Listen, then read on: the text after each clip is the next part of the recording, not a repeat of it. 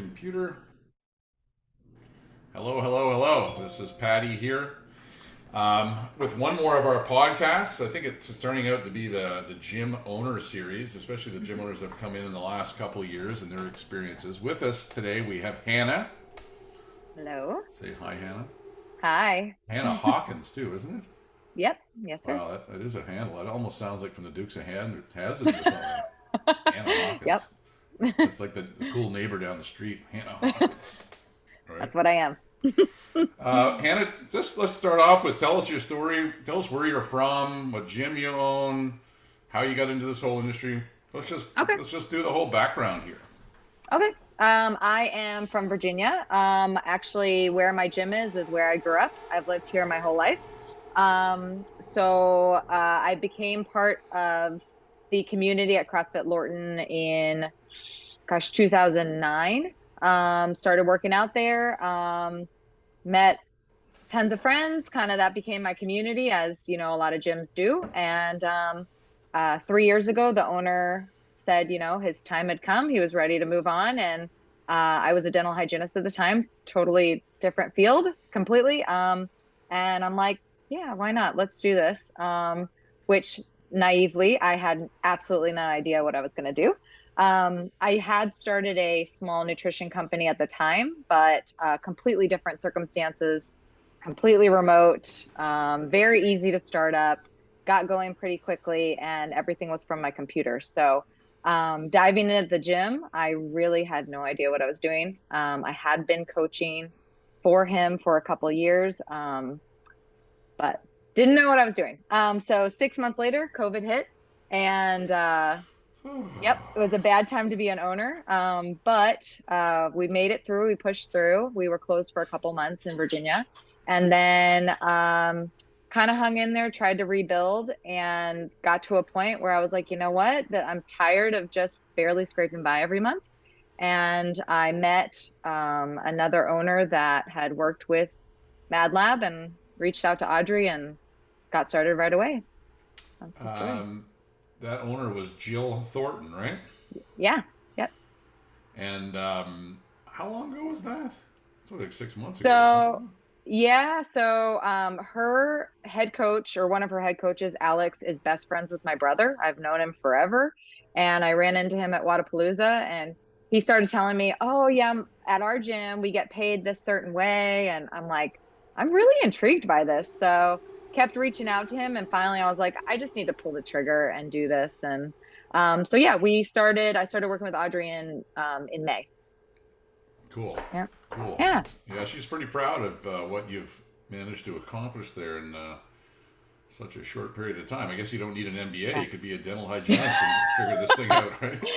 Yeah, I guess so. Well, you need Audrey on your side. But yeah, no, honestly, I knew that it was kind of like do or die at this point. I wanted to, I mean, we could keep scraping by forever if we wanted to, but I didn't want to live like that anymore. And Audrey's like, I mean, I remember our first meeting. She's like, do you want to dive in or not? I'm like, let's do it. Like, let's just rip off the Band-Aid and go. So we did. Awesome.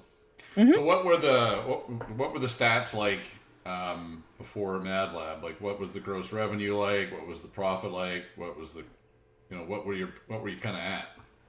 You want like specific numbers? Well, give me a ballpark in a month, like a typical month. What was your gross revenue, and what were you? Gross revenue prior to meeting you all was always somewhere between about 25 to 30,000 a month. And just to give you an idea, our rent alone is 11,000. Hmm. So pay the coaches because I don't coach all the classes. I don't coach many classes actually. And it was bare minimum every month, you know. Right, So and not just scraping by. paying yourself anything. I did start paying myself a year ago, but that was also because I invested my 401k into the business. Wow. And Yeah, you were coaching some classes back then. I was when I first took over, I was coaching quite a few of the classes. And as my nutrition clients kind of added up, I started taking more nutrition clients and having coaches coach the classes. And then now I'm actually back to coaching more classes, which I love. Okay, cool. Yeah. My happiest Yeah. time of my life is when I was coaching us. It was coaching just the right amount, Yeah. right? And Yeah. it was training trainers, and money was flowing. It was you can make a lot of money if you're coaching even 10 hours a week. Yeah. Containing a little, taking care of your 40 or 50 clients or 30 or Mm-hmm. whatever that is, and then you're training the trainers and Yeah. GMing. Like, you can make a lot of money. You can make $250,000, $300,000 a year when it's kind of fully piped out. And that was Yeah. I should have maybe stayed right there. This whole Madlab group thing, I had to relearn a whole new business and software and what Facebook ads. I got to learn how to do this shit.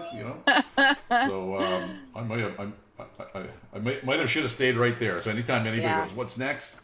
Maybe listen to our podcast we had with Laura Franchitti and Melissa in Cincinnati, and they're like, I'm kind of like prompting them, "What's next?" And they're like, "I don't know, man. I think my life's pretty good right here." And I was Yeah. like, Yeah. "Right answer, right There's answer." something to be said about that for sure. And actually you just reminded me of something kind of important is that I had forgotten how much I liked coaching and how much I enjoyed being part of it. And because we were kind of scraping by, it was almost as if I was starting to lose the love for the gym that I had.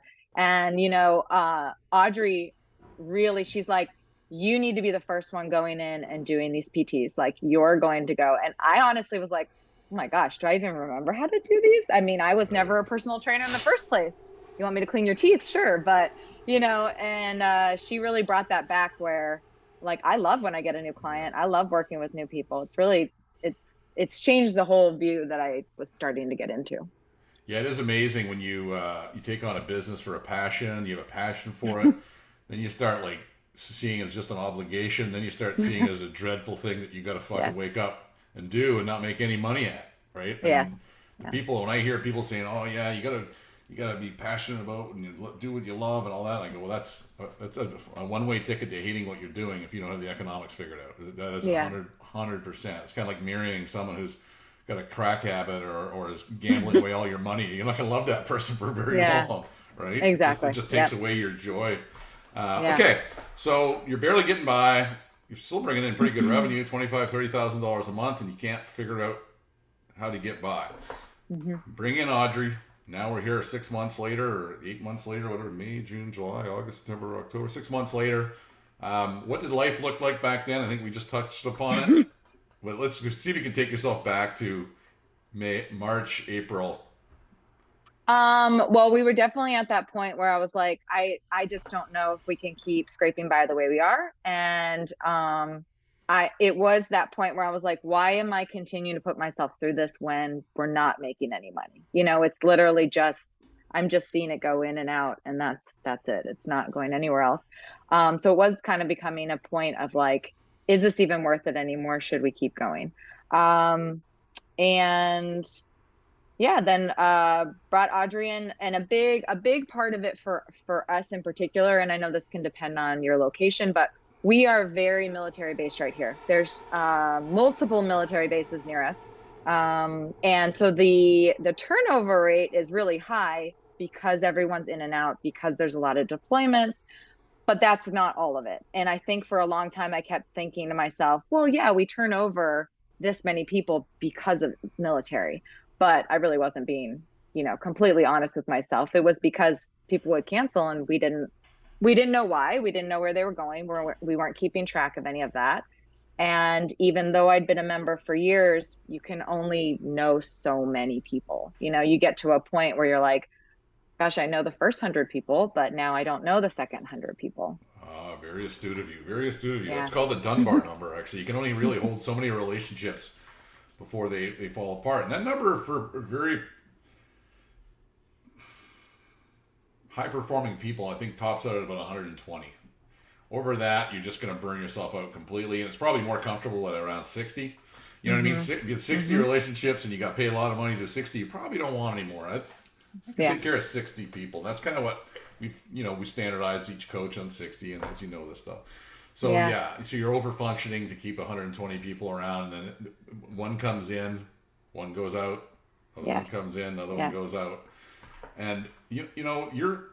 I'm gonna confess something here. Like we're talking about your March. Well, in my business here as the founder of Madlab. Our gym is solid. Our rent goes through the roof and all this stuff. We got to figure out pricing changes, and I got our same guys there, and it's a really good, solid business. I'm not involved in the day to day, which I kind of regret that. So I've poured my last 6 years, 7 years of my life into this online to find people like you, right? So my mission in life is to find people like you that we can make this gigantic difference in 6 months. We don't lose many people from Madlab, right? We have a hard time finding new people to come in, and that's my fault. I hate social media, right? Yeah. I despise it. So the only way we found you is with some fluke connection of your brother being really good friends with a coach at a gym that's been a Madlab gym for like 9 years. Yeah. You know what I mean? Yeah. So I don't know. Hopefully, if we find a way for someone to listen to this podcast, right? Well, it's your own advice, referrals. Yeah, it's referrals. We don't get any referrals from gyms. Gym owners don't like each other. They don't even want to talk to each other. Why? I know why. You know what I mean? There's a feeling there. You know what I mean? Like, I don't know what that feeling is or what that instinct is, but you kind of hate them. I don't know why. Well, I feel like it's like you want yours to be the very best gym, but I mean, I don't know. The gyms around here they've dwindled down for one. At least our type of gym. But you get the gym owners together, and there's kind of this like, I don't want to tell my secrets, and you're like, posturing thing. Yeah. There's enough sick people in the world, and there's enough people in the world that need help. It shouldn't be that way. I think we could do a whole podcast on why is it that way? Because the only referrals we get are through coaches. The coaches seem to have for attorney there going like, well, man, I made $80,000 last year, and the guy's like, bullshit. Show me your T4. It's almost like Wolf of Wall Street. Show me the T4 and I'll work for you. So that's kind of what we're getting. People are showing in Canada we call it a T4. I don't know, whatever, the pink slip or whatever it is, your paycheck for the year. And that's all the referrals that we get. It's very amazing. It's quite alarming because I'm talking about myself too much now, but I'm going to move on back to you. I never figured my life would be, how do I find out how to get new gyms? You know what I mean? Like I almost find like I'm one of those gym owners that are doing it wrong. They're doing it the old way. They're like, I just need 20 more clients. You know what I mean? Like, anyway, hopefully someone can see this podcast because now we're getting to the good stuff. I would tell them. I love that. So, okay, life is difficult. You're not alone in this. I'll tell you, I would say 99, if not 100% of every CrossFit gym owners face this. Yeah. Right? And they don't know why. They think it's themselves. And that's the hardest part. Right? You think, well, I've failed because everybody's out there bullshitting it that they're doing great. And in that model, there's just no way to do great. You're just either going to get burnt out or you're going to get burnt out. I just don't know any other way, right? Like you either got to do a lot of work to make the money or you do no work and you go bankrupt. And it seems like it's like the owner responsible for everything and they got a few part-time coaches or even maybe one full-time person. But nobody else gives a shit but you, right? Yeah. Well, that was one of my breaking points is I kept getting to the point where I'm like, I think I had 14, 15 part-time coaches.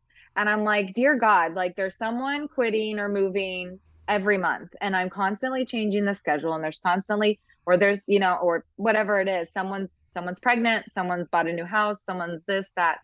And I literally would sit down and I do the math. Okay, how do I get someone to work full time for me? And I do the math and I'm like, I wouldn't work for that much. Never would I ever cover that many classes for that small of a paycheck and that kind of a lifestyle. And over I would do it. And I'm like, I can't figure this out. Yeah. And when I saw Alex, the coach, he's the one who said exactly what you said. He's like, oh, well, I made this much last year. I'm like, well, tell me how. Because I want a full-time coach. What the what? Okay. Yeah. All right. So I'm going to vibe this out. Every person I meet, I wish we were in a living room together having a coffee or maybe a cognac or something. And I feel this thing's going to just vibe and take over its own thing. So I'm going to try and follow that vibe. I used to have a whole set of pre-canned questions. But let's just see what the giant wave gives us here today. Okay. So, all right. You're sitting here now. You're smiling. You're on this podcast. Something good must have happened. Something good did happen. What happened? Take it from wherever you want to go. I think the big, I guess kind of the way to dive in was that, like I said, Audrey's like, do you want to go out this slow, or are you like pull the band-aid off? And I'm like, I'm 100% or 100% out, like in or out. That's it. I don't have anything else. So we went all in. I grabbed one of my coaches and I'm like, are you interested in making this like let's build this? Because, and I told her the truth. I'm like, I don't know if the gym is going to make it forever if we don't change something. You know, something's got to give. And she's like, I want this to be my full-time job. I don't want to have 2 part-time jobs. You know, I love this. She's an amazing coach. And so she actually was on like the 3rd call with Audrey, and we were like, let's go. This is what we're doing. And literally the next day, the next person that walked in the door, I'm like, hey, this is what we do. Hey, let me show you. And we just dove in, and we brought on one coach at a time, switched them over. I talked with all the coaches to see like, hey, I'm going to make this so that this is something that is a job for you all, like a real job, you know. And kind of funny, my coaching staff is mostly women, mostly my best friends, which, look at it how you will, it works for us. My best friends know that there's a business side and there's a friendship side. You got to be able to do both. They've all been my coaches for over 3 years, and they're amazing. And they were like, let's do it. Let's dive in. Let's all, you know. And so we just did one coach at a time. They all are making more money than they were before. Obviously, they're all putting more time in on the floor with doing PTs and things like that, but they're all making more per hour. If we just use the head coach, my head coach, Sierra, she and I just talked about it yesterday. This month, she made 3 times what she used to make. And she has her whole team, and she's now already at a point where she says, I only take referrals because I'm, you know, I have this many clients and this is what I do. And so we're getting coaches already to the point where they're like, I'm really happy. I'm making good money and I love what I do. I always loved what I did. I just didn't make enough money for it. Yeah. So what is it you're doing? If you explain to someone who knows no idea what the system is, I'll go down that path just for a minute, just so people could be sitting there going like, and maybe I should leave it that way as a mystery, because when people start to understand, oh, it's really this simple, like, you know, I don't know. Well, it is funny because it is, in a way, it is that simple, but I was always scared to do it. You know, you'd talk to different people that had different ways to get the members in the door. So you know this, so I'm not really preaching to you, but so just like most other CrossFit gyms, you know, we had a foundations course. It was 1 day, or I'm sorry, it was 3 days during 1 week. 1 week, 3 days. There we go. Yeah. 1 week, 3 days. You come in, you worked with a coach. It was in a group setting. Usually we had 3 to 5 people was kind of our norm. And out of that group, we would have maybe 50% convert into members. The problem is they just tried to learn 500 movements in 3 days, in 3 hours.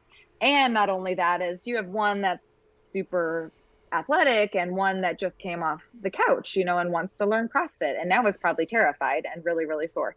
So, you know, we'd get this completely different people coming in.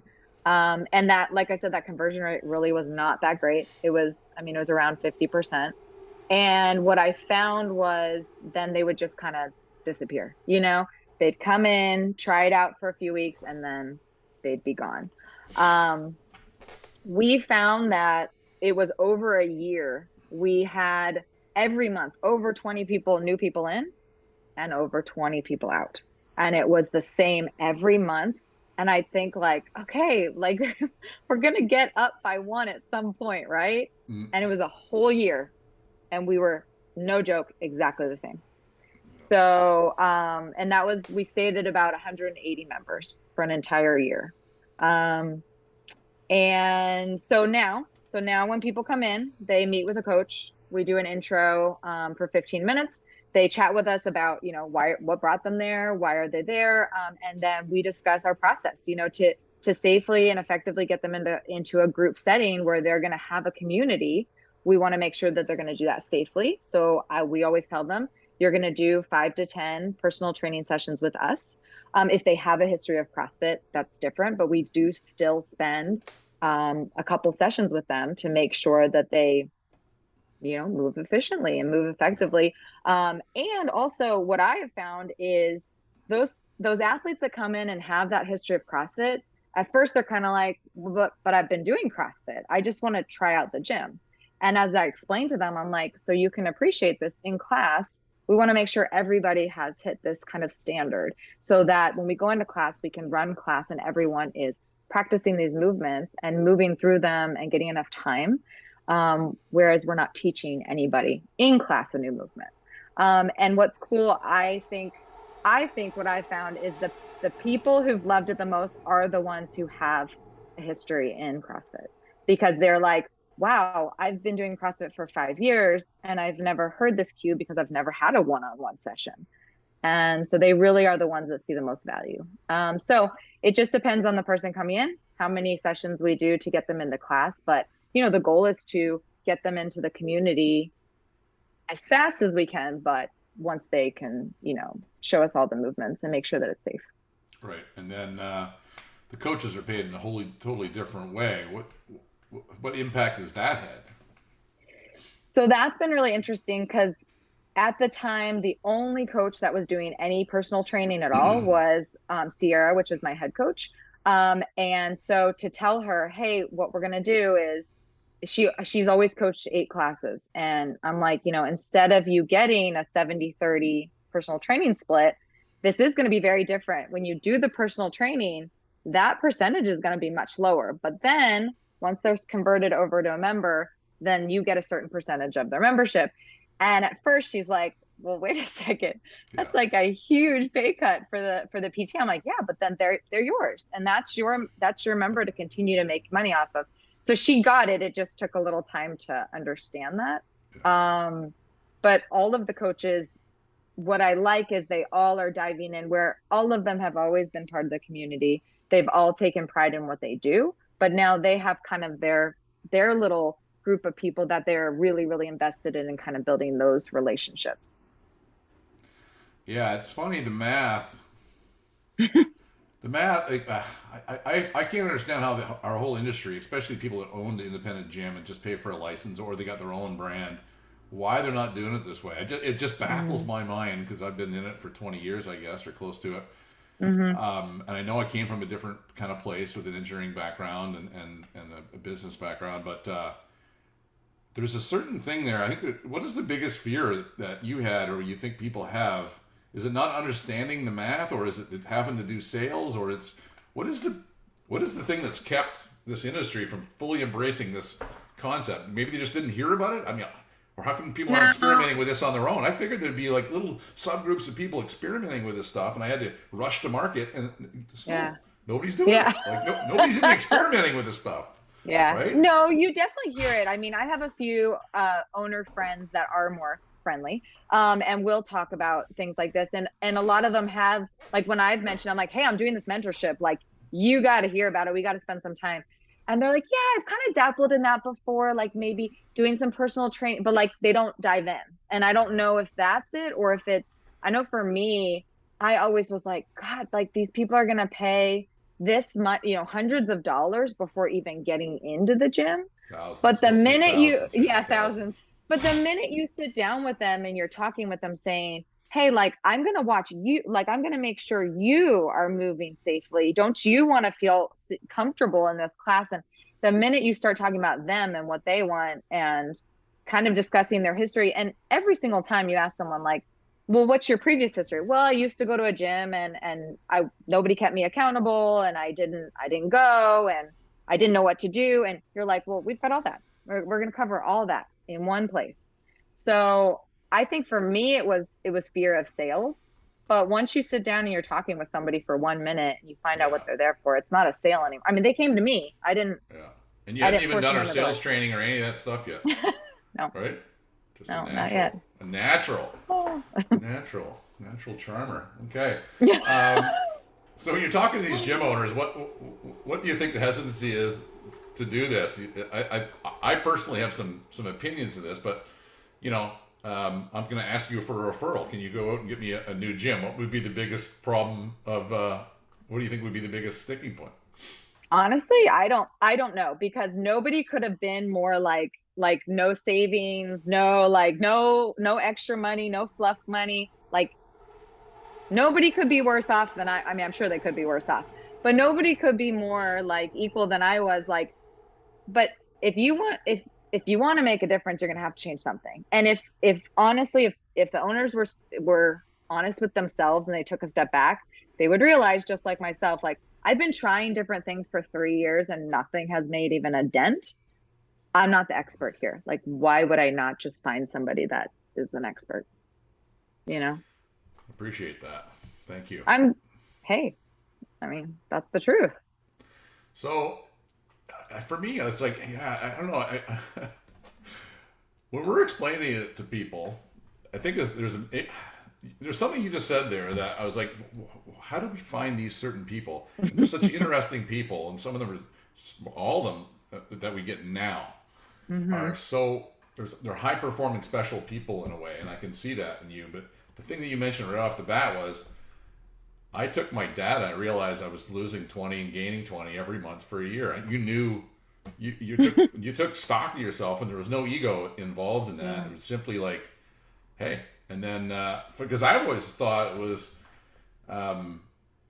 people didn't really understand what we're doing, but I think maybe it's a step before that. People they're not looking for change or don't want to change, or not being honest with themselves. Yeah. And Well, I think they keep thinking they're going to be able to save themselves, and at some point, I mean, maybe. No, I do got to write this down. Hang on. I have a place for this. Because I sit down with these marketing guys, Hanna, and they're like, Craig, you're never going to sell them on the economics and math. And I'm like, man, any fucking sane person that looks at this math, how in the fuck do they keep on doing what they're already doing? How can you do that? He goes, they're not even listening. He goes, you got to hit them with an emotional trigger first, right? Yeah.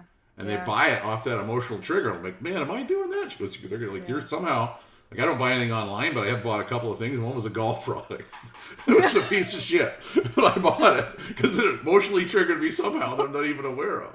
You know what I mean? That's so funny. So it's what you were just saying. You have to be honest with yourself. Yeah, I mean, I think you have to take a step back and really see, like I said, I mean, I took a whole year and just said, I have gotten absolutely nowhere with all of my extra time and effort. I have not made one more penny. And it's not all about the money, but for God's sake, yeah, it kind of is. It's my job. So, you know. We're going to get into you again. I'm on the warpath here today of how do we find new clients. If you had to grab someone by the throat who's going to be listening to this and say, like, how would you get them to the change that you've seen in your life and your community and your coaches? How would we go about finding them? What would you say to them? I mean, it kind of depends what drives them. So, like, for me, I've been a part of my community for so long that I started getting into that thought of like, well, maybe I'm going to shut down. And that was really hard for me to think, all these people that this is their community. These are their people. This is how they stay healthy. And even the emotional side of it, you know, obviously, well, no, I'll just say being myself. I was going to say being a woman, but really it doesn't matter. Being myself, I like talking with people, and people are constantly telling me their story and why they're there. Yeah. And I like that. But then I started thinking, like, I literally can't shut this down for them. And then I'm like, well, I can't shut this down for me because I love it too. My whole family's a part of it. And, you know, my coaches, honestly, I'll be honest, I felt bad them getting paid what they were getting paid. It didn't seem like that. I've always said I wouldn't work for that per hour. And it felt like the wrong thing that was what they were making. Yeah. Yeah, the people that get it, that we get to hear before that finally tragically comes apart, and it's always the business owner left holding the bag at the end of that, feeling completely traumatized, is the real is the real shame in that. So yeah, thanks for sharing that with you. All right, I've abused you enough for my own purposes here.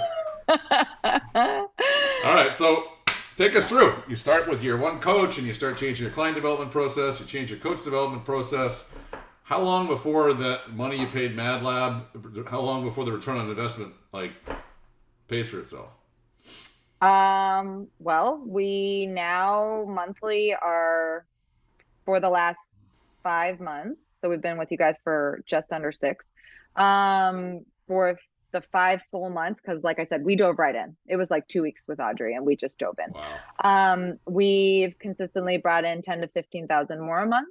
Last month we were over 40,000 in revenue, where we had before been always in the mid 20s.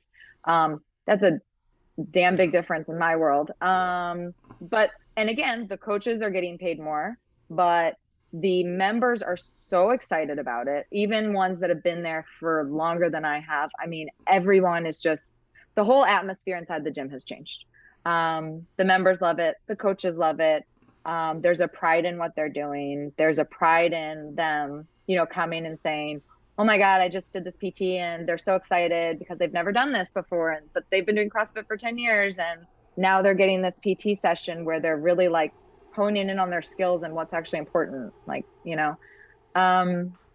So big shifts really, really fast. And what I'm finding, I think the biggest change, because the amount of members coming in is still about the same.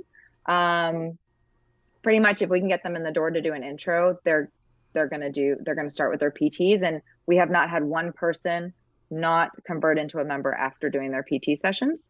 Now that's 5 months. Maybe down the road there might be some, but we haven't had one single one not convert. You're getting really good leads coming into your facility, though. Yeah. As well as being able to communicate what you do.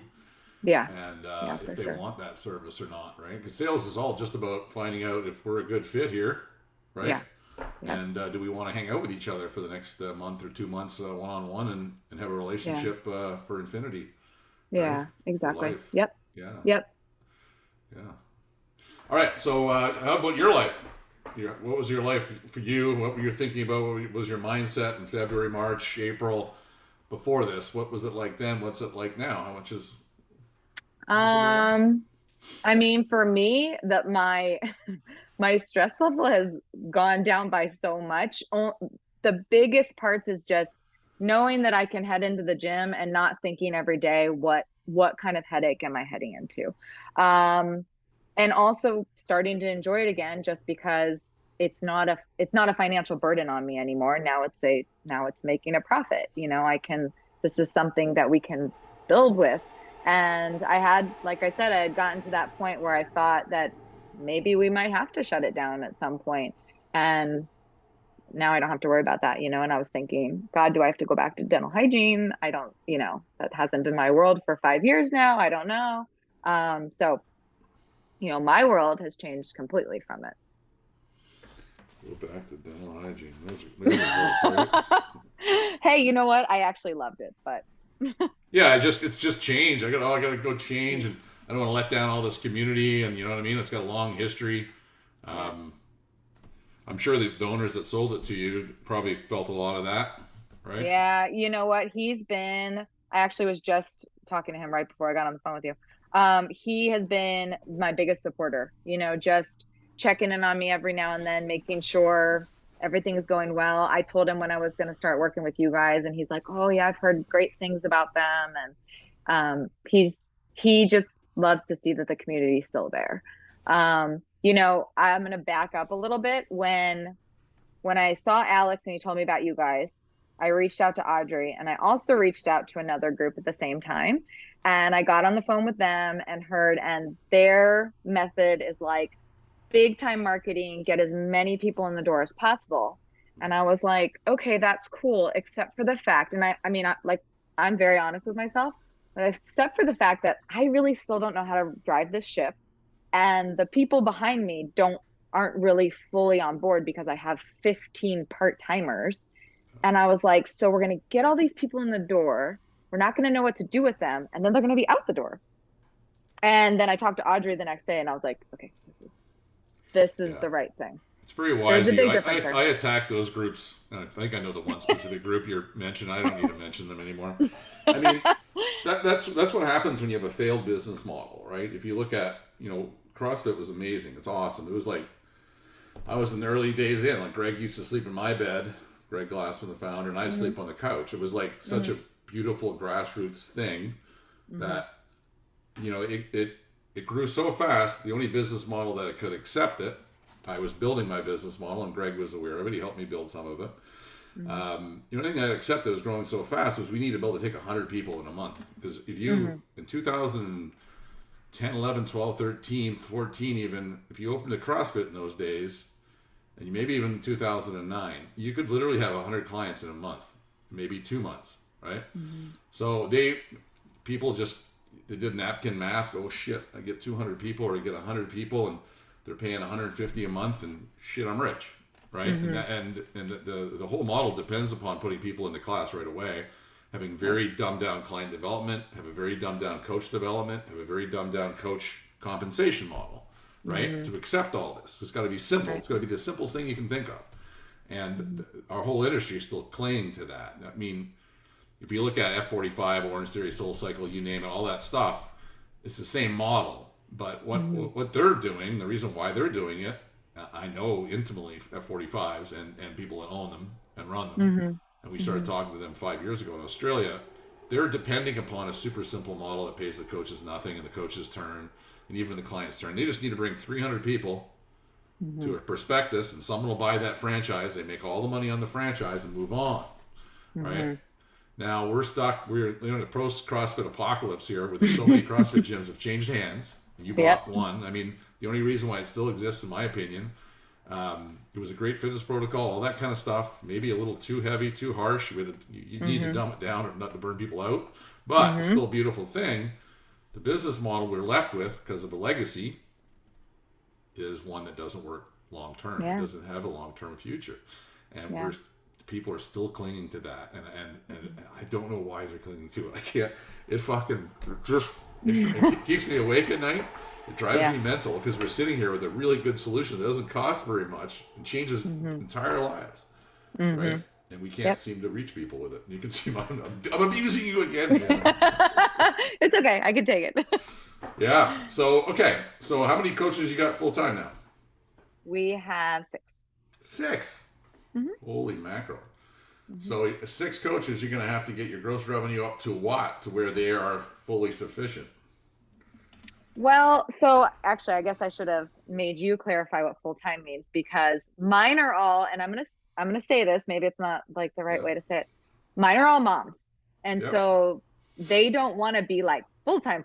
I mean, one of my actual best friend, she's like, I love it. I coach 8 classes a week.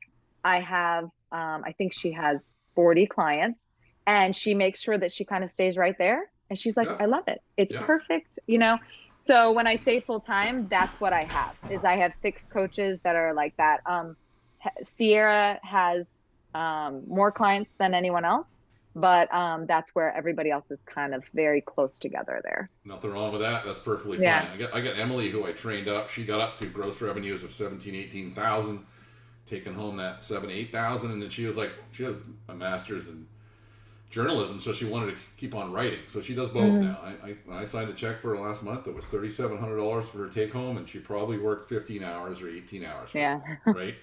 So I mean, that's fine. And if you look at Jill Thornton, the people that brought you in, she has a whole bunch of part-time coaches that are moms. I call them part-time coaches, but they're up against they're fine. Like they're economically fine, and that's all you need is someone not to be economically stressed.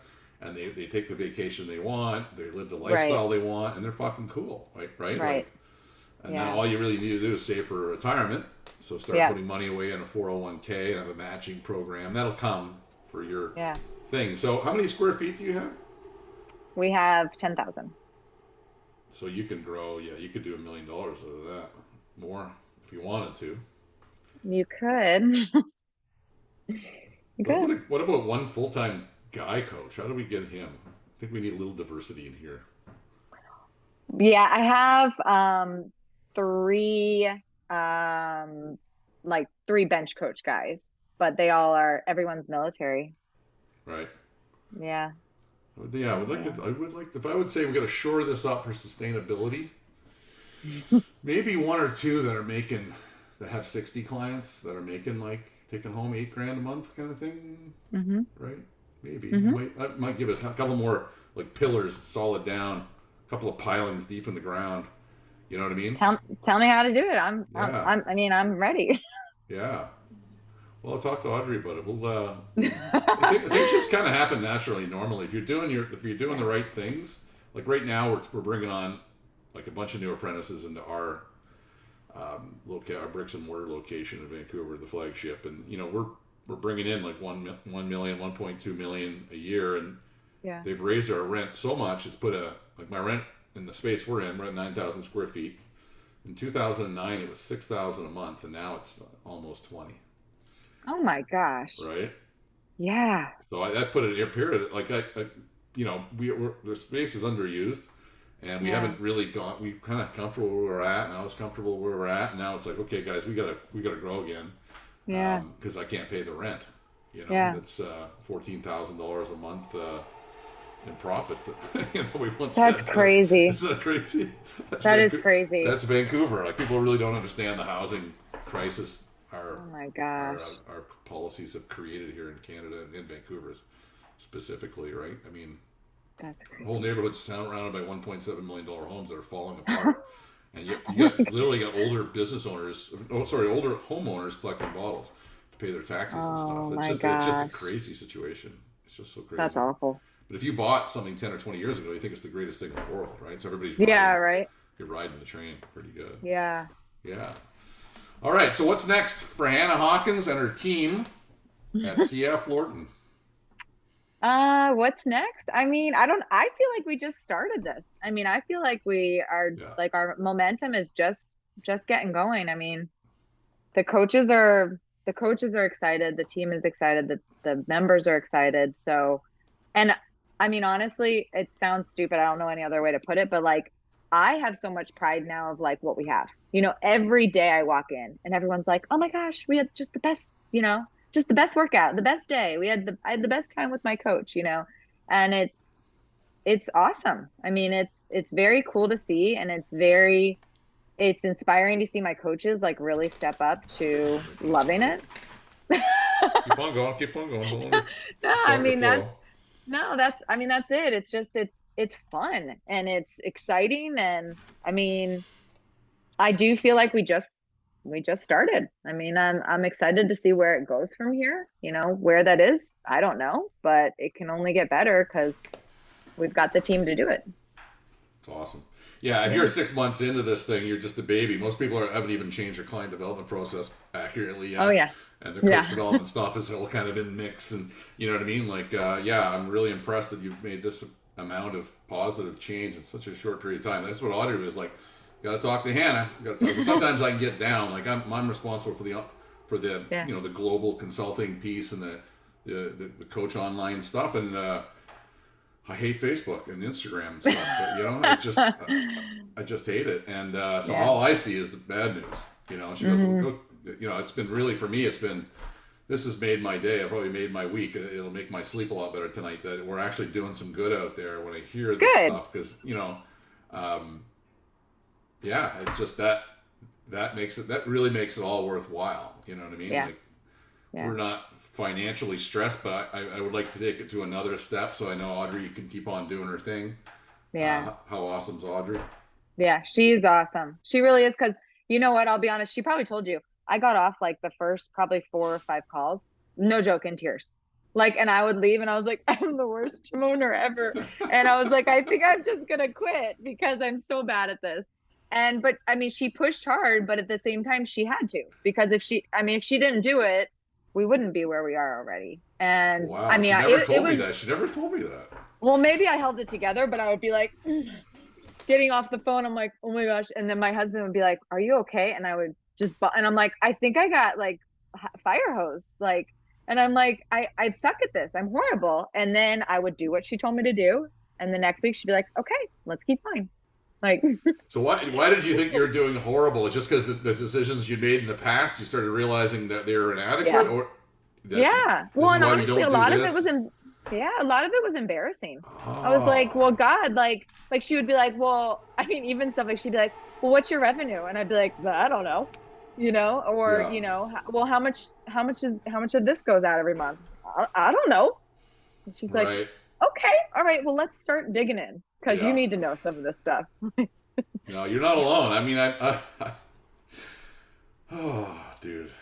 Yeah, there's just so many gym owners out there sitting in that place, and I know I can help them, and it's extremely frustrating for me that we're not finding them. Like if I could find 50 of you, I'm done.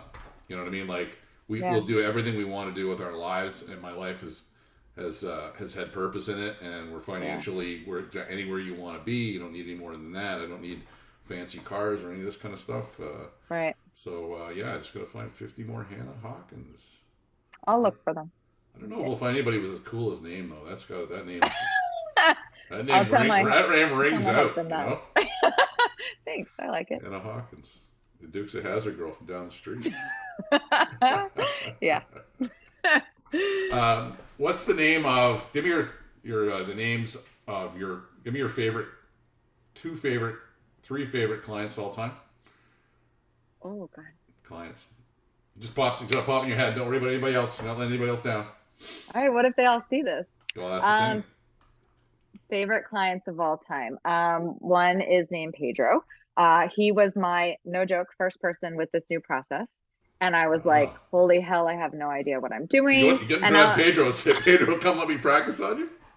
No, I'm like, he walked in the door. I'm not kidding when I say I got off the phone. I drove into the gym. I was going to work out. And a guy walked in the door and he's like, hey, how do I become a gym member? I'm like, oh, you spend time with me and this is what we're going to do. And he's like, okay, can I come back tomorrow?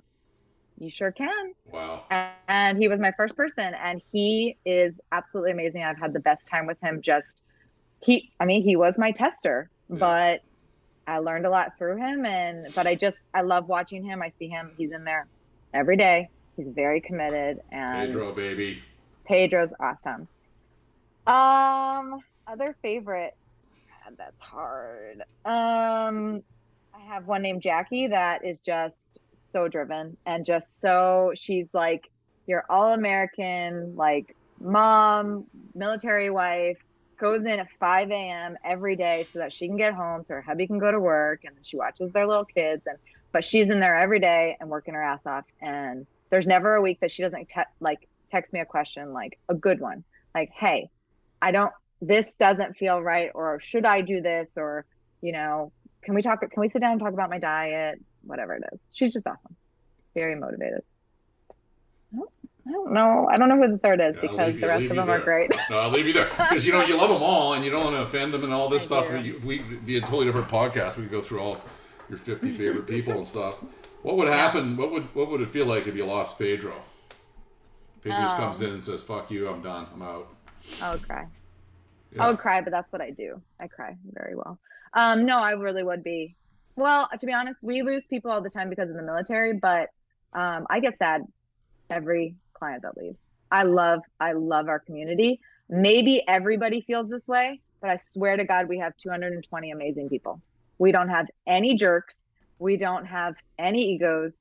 Everyone is there to get a good workout in, and it doesn't matter. I do different classes each day so that I'm touching kind of the different groups.